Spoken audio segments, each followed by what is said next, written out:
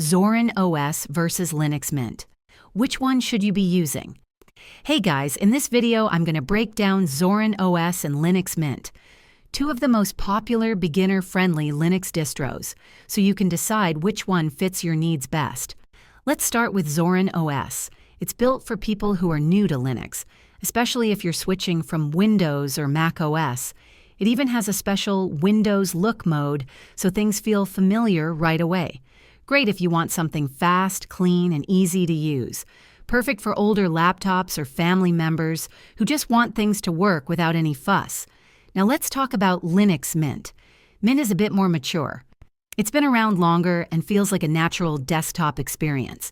It comes with more software pre-installed, better multimedia support out of the box, and offers a traditional layout that a lot of users find comfortable.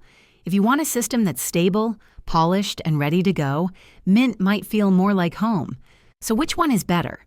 If you're completely new to Linux and want something that looks familiar and runs smooth on older hardware, go with Zorin OS. But if you prefer a slightly more complete desktop experience with solid tools already built in, Linux Mint could be your move. Both are awesome, just built for slightly different kinds of users. Let me know in the comments which one you use. And if you found this helpful, hit like and subscribe. See you next time.